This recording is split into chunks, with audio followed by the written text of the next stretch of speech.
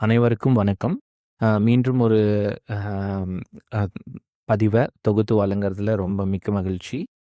அ இந்த வாரம் நம்மகிட்ட சனி பகவான் 7ஆம் வீட்ல இருந்தா என்னென்ன பலன்கள் இருக்கு அப்படின்னு விரிவா சொல்றதுக்காக கலா நம்ம கூட இணையறாங்க. கலா? வணக்கம். இன்னைக்கு நம்ம பார்க்க போறது 7ஆம் வீட்ல சனி இருந்தா என்ன பலன்னு. உங்க ஜாதக கட்டத்துல அ சனியோட வேறொரு கிரகம் இணைஞ்சிருந்தாலோ, வேற கிரகத்தோட பார்வை சனி மேல இருந்தாலோ பலன்கள் மாறும்.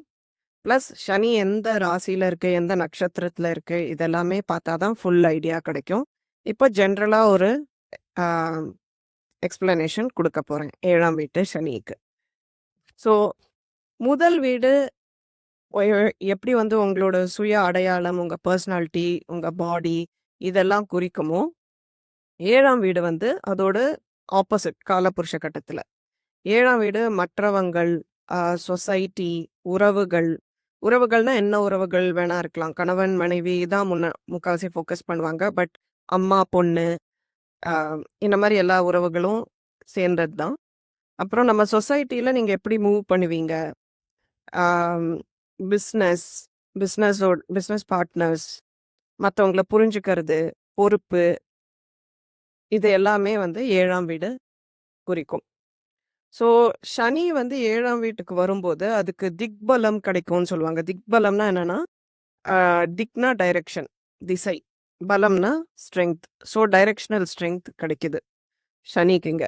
ஏன் அப்படின்னு பார்த்தீங்கன்னா, அ சனி வந்து என்னலாம் குறிக்கும்? அ முதுமை, சர்வன்ட்ஸ், சர்விஸ், சேவை, பப்ளிக் சர்விஸ் இதெல்லாமே குறிக்கும். நெறைய குறிக்கும். இதுல வந்து நான் கொஞ்சம் ஷார்டன் பண்ணி சொல்றேன்.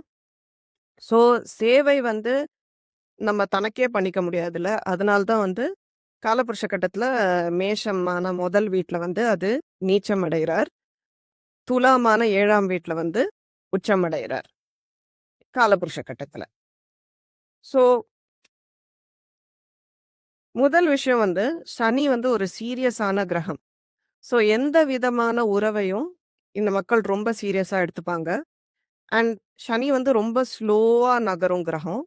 அதனால ஒரு உறவ வந்து உருவாக்கறதுக்கு வந்து இவங்களுக்கு ரொம்ப நாள் ஆகும். அண்ட் எல்லாமே ஒரு ரொம்ப நாள் லைக் டக்குனு இன்னைக்கு பழகுறோம். ஆம், நாளைக்கு ஸ்லோவா அது வந்து மறைந்து போயிடுறது. அந்த மாரி உறவுலாம் வந்து அவங்களுக்கு பிடிக்காது. ஆ கல்யாண விஷயத்திலயும் இன்னைக்கு மீட் பண்றேன், நாளைக்கு கல்யாணம் பண்ணிக்கிறேன் அப்படின்னும் அவங்களுக்கு வந்து அமையாது யூசுவலி. ஆம், ஸோ ஒருத்தர நம்ப வந்து ரொம்ப நாள் ஆகும். ஆனா நம்பிட்டாங்கன்னா, அந்த உறவ வந்து எக்காரணத்த கொண்டும் விட்டு குடுக்க மாட்டாங்க. ஸோ இதனால இவங்கள சம்டைம்ஸ் ஈஸியா அட்வான்டேஜ் எடுத்துக்க முடியும். ஏன்னா இவங்க ஆ நான் வந்து வாக்கு குடுத்துட்டேன். ஆ அந்த மாரி ஒரு மைண்ட் செட்ல இருப்பாங்க. ஒரு பழைய காலத்து மைண்ட் செட்ல இருப்பாங்க. ஸோ இந்த மைண்ட் செட்னால நெறைய செருப்படி வாங்கியிருப்பாங்க. ஆனா அவங்க மைண்ட்ல வந்து வாக்குறுதி வந்து ரொம்ப இம்பார்ட்டன்ட். அத அவங்களால மாத்திக்க முடியாது. என்ன என்ன ஒரு ஆ எக்ஸ்பீரியன்ஸ் அவங்க பண்ணாலும். ஆம்,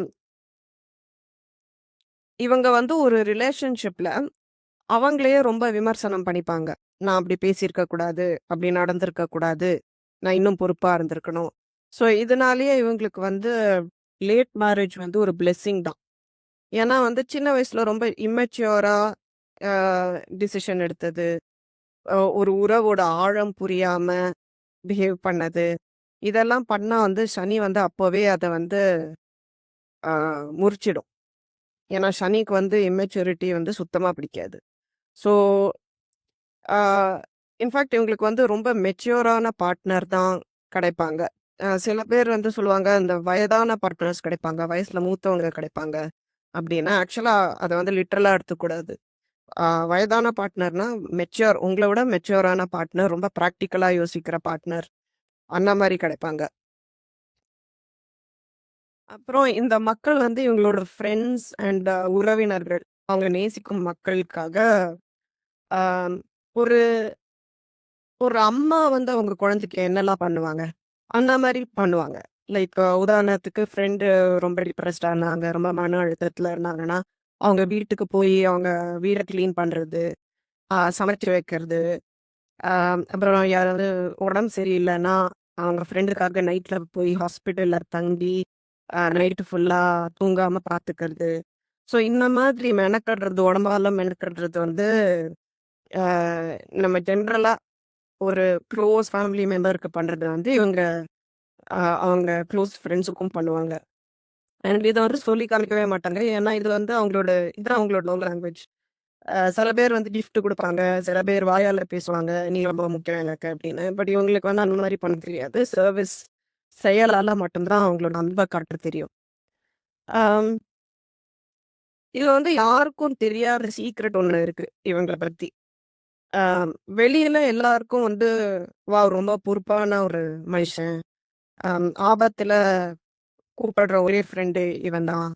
ரொம்ப நம்பிக்கையான ஃப்ரெண்ட் இப்படின்லாம் இருக்கும். ஆனா வீட்ல வந்து சம்டைம்ஸ் அவங்க வந்து தனியா இருக்கும்போது ஸ்விட்ச் ஆஃப் ஆயிடுவாங்க. அவங்களோட அந்த ஷனி குவாலிட்டிஸ் வந்து ஸ்விட்ச் ஆஃப் ஆயிடும். சம்டைம்ஸ் ஃபோனே எடுக்க மாட்டாங்க. ஒரே நாள்ல ஒரு ஃபுல் சீரியல பார்த்து முடிச்சுருவாங்க Netflixல. ஜங்க் ஃபுட் எல்லாம் ஆர்டர் பண்ணி சாப்பிடுவாங்க. கிச்சன் சிங்க்ல பாத்திரம் அப்படியே நிறைந்திருக்கும். ஆனா, நாளைக்கு பார்த்துக்கலாம் அப்படின்னு விட்டுருவாங்க. ஒரே ஷர்ட் 2, 3 நாள் போட்டிருப்பாங்க. ஸோ இதெல்லாம் வந்து இந்த ஆள் தான் அதுவா? அப்படின்னு நெறைய பேர் வந்து யோசிப்பாங்க. வெளியிலேருந்து பார்க்கிறவங்களுக்கு, எப்படி அதுவும் இதுவும் ஒரே ஆளா இருக்க முடியும்? அப்படின்னு. ஸோ இவங்க கத்துக்க வேண்டிய விஷயம் வந்து தன்னோட குழப்பங்கள், பலவீனங்கள் இதெல்லாம் க்ளோஸ் பீப்பிள் கூட ஷேர் பண்றதுல எந்த தப்பும் இல்ல. யாரும் ஜட்ஜ் பண்ண மாட்டாங்க. இப்படி ஜட்ஜ் பண்றவங்க ப்ராபப்ளி உங்களுக்கு ஃப்ரெண்டா இருக்கிறதே வந்து தேவையில்ல. ஸோ நீங்க எப்பொழுதும் பெர்ஃபெக்ட்டா இருக்கணும். ஆம் அப்போதான் வந்து என் ஃப்ரெண்ட்ஸ் எல்லாம் என்ன நேசிப்பாங்க. இப்படின்ற மைண்ட் செட் வந்து சேஞ்ச் பண்ணிக்கணும். ஆ நீங்களும் சம்டைம்ஸ் சோம்பேறியா இருப்பீங்க. நீங்களும் சம்டைம்ஸ் டயர்ட் ஆவீங்க. தப்பு பண்ணுவீங்க. ஸோ இத வந்து அக்செப்ட் பண்ணிக்கிறது தான் வந்து 7ஆம் வீட்டு சனியோட பாடம். ஆ ஃபைனலா வந்து நம்ம சனியோட பார்வைகள் பார்க்கலாம். 7ஆம் வீட்லேருந்து 9ஆம் வீட பார்க்குறாரு. 9ஆம் வீடு வந்து அப்பா, மேல் படிப்பு, நம்மளோட தர்மம், ஆன்மீகம் இதெல்லாம் குறிக்கும். ஸோ சம்டைம்ஸ் வந்து உங்க நம்பிக்கையே வந்து சோதிக்கிற மாதிரி இருக்கும். நீங்க படுற கஷ்டத்துக்கு வந்து கடவுள் இருக்காரா? இல்லையா? அப்படின்னு நெறைய கொஸ்டின் கேட்குற மாரி இருக்கும். ஆம், அப்புறம் ஹையர் எஜுகேஷன்ல வந்து கொஞ்சம் தடங்கல், தாமதங்கள் இதெல்லாம் சந்திக்க வேண்டியதா இருக்கும். அப்புறம் ஆ 1ஆம் வீட்ட பார்ப்பாரு. 1ஆம் வீடு வந்து நம்மளோட சுய அடையாளம். ஸோ இங்க வந்து உங்களுக்கு நெறைய சுய ஆய்வு, நெறைய பொறுப்புகள், ஆம் தன்னம்பிக்கை வந்து ரொம்ப ரொம்ப ஸ்லோவா தான் வளர்த்துக்க வேண்டியது இருக்கும். ரொம்ப மெனக்கெட வேண்டியிருக்கும் தன்னம்பிக்கை வளர்த்துக்கிறதுக்கு. ஸோ இதெல்லாம் வந்து முதல் வீட்ட பார்க்கும்போது, அப்புறம் கடைசியா 4ஆம் வீடு பார்ப்பார். 4ஆம் வீடு வந்து நம்ம குடும்பம், அஸ்திவாரம், ஆ நம்மளோட பீஸ் ஆஃப் மைண்ட், மன நிம்மதி இதெல்லாம் குறிக்கும். ஸோ ஒரு சின்ன வயசுலயே உங்களுக்கு நெறைய பொறுப்புகள் ஒப்படைச்சிருக்கலாம். லைக் உங்கள நம்பி தான் குடும்பம் இருந்திருக்கலாம். ஆம் நீ தான் எல்லாத்தையும் பார்த்துக்கணும் அப்படின்ற ஒரு பாரம் உங்க மேல இருந்திருக்கலாம். சைல்ட்ஹுட் என்ஜாய் பண்ணாம. ஸோ இதெல்லாமே வந்து சனியோட 4ஆம் வீடு ஓட பார்வை. ஸோ இதுதான் வந்து 7ஆம் வீட்டு சனியோட ஜெனரல் பலன்கள். ரொம்ப நன்றி ஸ்ரீகலா. அ ரொம்ப விரிவா பேசியிருந்தீங்க. ரொம்ப தெளிவா புரிஞ்சுது. மீண்டும் ஒரு பதிவுல உங்கள அடுத்த வாரம் சந்திக்கிறோம். நன்றி.